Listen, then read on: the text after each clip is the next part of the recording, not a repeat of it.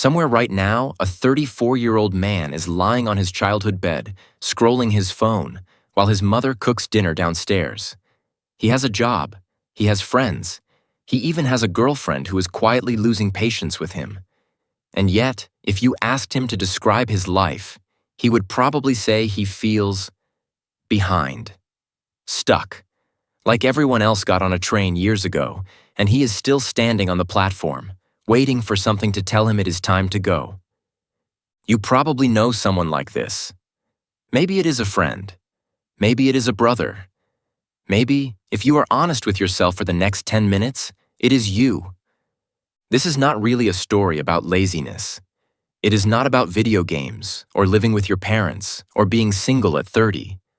Those are just symptoms. What we are about to look at is something much deeper. A psychological pattern that quietly shapes how a man relates to responsibility, to commitment, and to himself. Psychologists have a name for it. Carl Jung called it the Puer Aeternus, the eternal boy. Today, we just call it the man-child.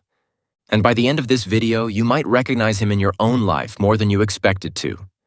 Let's get one thing straight before we go further. A man-child is not simply a guy who likes cartoons or still plays video games at 35. Liking things that feel young is not pathology. Plenty of fully mature adults still love a good Saturday morning cartoon. That is not what we are talking about. The man-child, in the psychological sense, is defined by something else entirely, an unconscious refusal to step into the full weight of adult responsibility, while still expecting all the privileges of being an adult. He wants the independence of a grown man, but not the discipline. He wants to be respected like an adult, but reacts like a hurt teenager the moment life does not go his way. Jung described this pattern as a man who remains psychologically frozen at the stage of adolescence, even while his body and his calendar keep moving forward. He still dreams, still imagines a future full of possibility, but rarely acts in a way that brings it closer. There is a strange suspended animation here, one foot in the world of limitless potential, the other refusing to ever touch the ground of actual commitment. This is the core tension of the man-child. He is addicted to potential and terrified of the limitation that comes with choosing one path. The moment you choose, a career, a partner, a version of yourself, you close every other door. And closing doors feels to this part of the psyche like dying a little. So where does this pattern actually come from? It rarely starts in adulthood. It starts much earlier, usually in the relationship between a boy and his mother, or more broadly, the primary caregiver who represents safety, comfort, and unconditional love. In early childhood, every child experiences the mother as a kind of whole world. She is warmth, food, protection, and certainty, all wrapped into one presence. Psychologically, this is completely normal and necessary.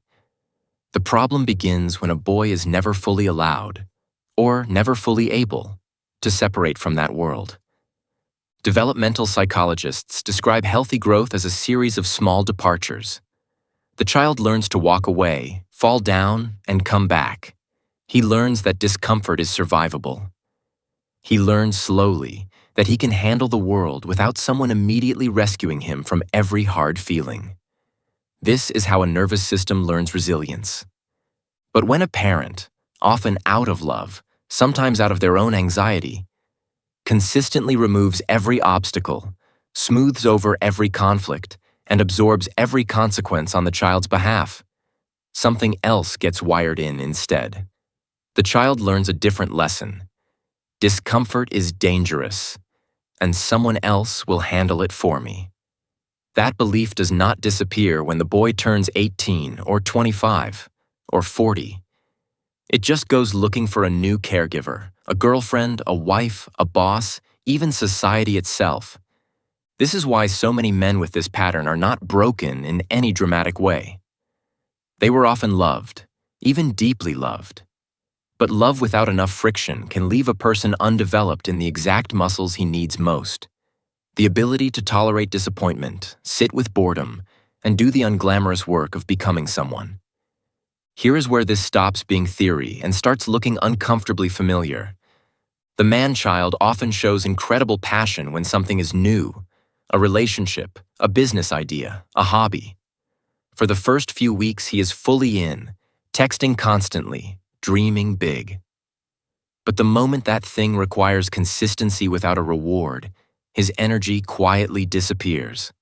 Not because he is incapable, but because what drove the behavior was never really commitment.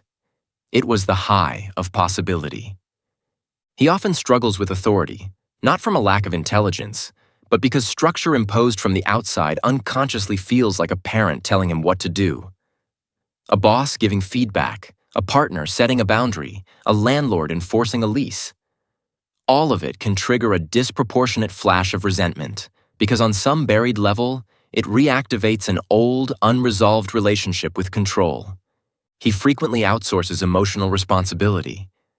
When something goes wrong, the story is rarely, "I need to look at my part in this." It is, "She is too sensitive," or "Everyone expects too much from me." This is not always dishonesty. It is a genuine blind spot, because taking responsibility requires a level of internal stability this pattern was never given the chance to build.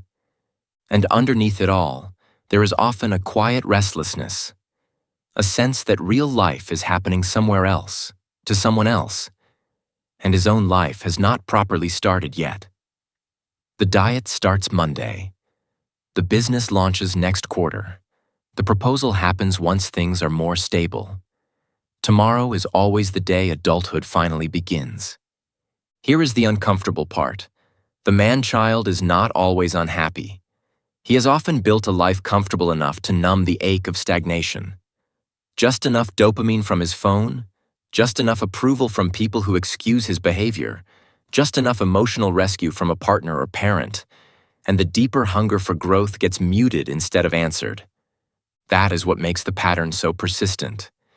It is not painful enough to force a confrontation, but not fulfilling enough to feel like a real life either.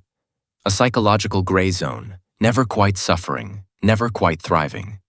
Modern culture makes this easier to maintain than ever. Entertainment is endless and immediate. Validation is one swipe away. Responsibility, by contrast, asks for patience and a tolerance for being bad at something before getting good at it. Against that backdrop, the slow work of actually growing up starts to feel almost irrational by comparison. It is tempting to treat this as one person's problem, his maturity, his timeline, his choices. But psychological patterns rarely stay contained. A partner in a relationship with this pattern often ends up doing invisible emotional labor she never agreed to, managing his moods, softening his consequences, becoming the de facto adult in the relationship.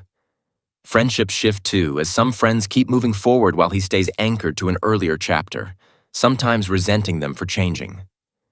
And there is a quieter cost to the man himself. A low hum of self-knowledge beneath the surface. A sense that he is capable of more than he is currently living. That hum rarely fades on its own. It tends to get louder with time, which is part of why this pattern so often surfaces around milestone ages. 30, 35, 40. When the gap between where he is and where he expected to be becomes harder to look away from. So where does that leave us? Maybe you came into this video thinking of someone else entirely. A friend, an ex, a brother who never quite grew up the way everyone expected him to. Or maybe, somewhere in the last few minutes, something landed a little closer to home than you expected it to. Psychology rarely hands us a clean before and after. There is no single moment where a man-child becomes a man overnight.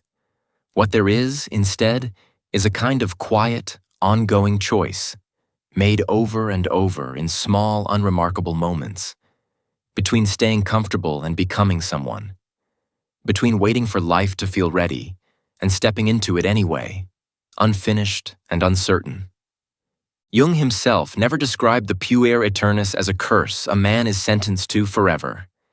He described it as a stage, one that some men pass through and others quietly live inside for decades without ever realizing they never left. The question this video leaves you with is not a comfortable one, and it is not meant to be.